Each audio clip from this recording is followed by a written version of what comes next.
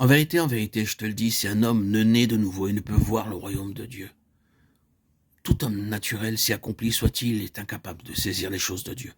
Tu as beau être un pharisien, tu as beau être un chef en Israël, tu as beau porter sur ta personne le plus beau cachet de dignité que la religion peut conférer à l'homme. Tu as beau être une personnalité intellectuelle et morale de premier plan. Néanmoins, malgré tout cela, tu es inapte au royaume de Dieu. Vous est-il jamais arrivé d'aller pêcher à la ligne? Avez-vous jamais eu la bonne fortune de prendre un poisson? Avez-vous remarqué quand il est là, couché sur le sable, comme il ouvre la bouche, comme il regarde en face de lui avec des yeux qui lui sortent presque de la tête? S'il pouvait parler, il dirait « Mais je suis tout à fait hors de mon élément ici. Et pour peu qu'on m'y fasse rester encore une minute ou deux, je ne vais pas tarder à rendre le dernier soupir. » Peut-être alors avez-vous eu pitié de lui, l'avez-vous jeté à l'eau en disant « Tu as raison, va, retourne. » Quelle joie dans son cœur de poisson de sentir de nouveau de l'eau sous ses nageoires. Eh oui, ainsi en est-il pour nous, bien-aimés, chers abonnés. Tels que nous sommes, la vie dans le royaume céleste est une impossibilité pour nous. Les choses du ciel nous échappent.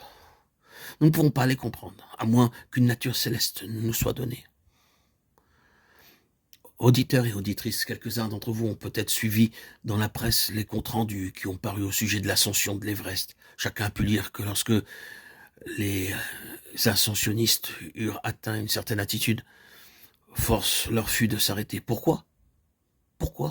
Parce qu'ils n'avaient pas l'équipement qui leur eût été nécessaire pour pouvoir aller plus haut. Pour vivre dans l'air raréfié des grandes altitudes, il leur fallait des appareils spéciaux. Et ils ne les avaient pas. Il faut naître de nouveau si on veut pouvoir vivre dans les choses célestes et dans les lieux célestes. Si quelqu'un saisit la grande vérité du royaume de Dieu sans que la loi de la nouvelle naissance ait exercé en lui ses effets, il se trouve dans une situation fausse. Il lui faut comme des cylindres d'oxygène spirituel pour pouvoir se maintenir. Et de peur d'être à court, il est obligé de courir après toutes les conventions et de faire remplir ses cylindres par tous les hommes de Dieu qu'il peut rencontrer. Sa vie chrétienne a quelque chose d'artificiel. Il lui manque cette glorieuse spontanéité qui est la part de ceux qui ont un équipement céleste. C'est cela que Dieu veut. Nous devons pouvoir vivre dans le royaume de Dieu et nous y mouvoir comme dans un élément qui est fait tout exprès pour notre nature. C'est pour cela qu'il est indispensable de naître de nouveau. Nous devons avoir en nous cet équipement céleste qui nous permettra de supporter l'atmosphère céleste. Il y a donc une différence essentielle entre l'homme naturel et le nouvel homme. La nouvelle naissance, c'est Dieu qui vient faire sa demeure en nous, en Jésus-Christ, par le Saint-Esprit.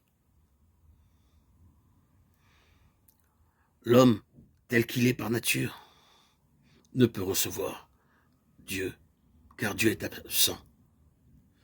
Pour que l'homme puisse devenir un avec Dieu, il faut de toute nécessité qu'il ait quelque chose en commun.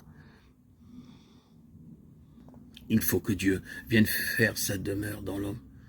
C'est précisément cela qu'il fait en la personne de son Fils Jésus-Christ. Et c'est le Saint-Esprit qui en est l'agent. Par la nouvelle naissance, l'événement qui a eu lieu historiquement à Bethléem se répète, s'accomplit en nous. Christ vient en nous par le Saint-Esprit et la vie nouvelle commence et se développe en nous, exactement comme la vie physique d'un nouveau-né.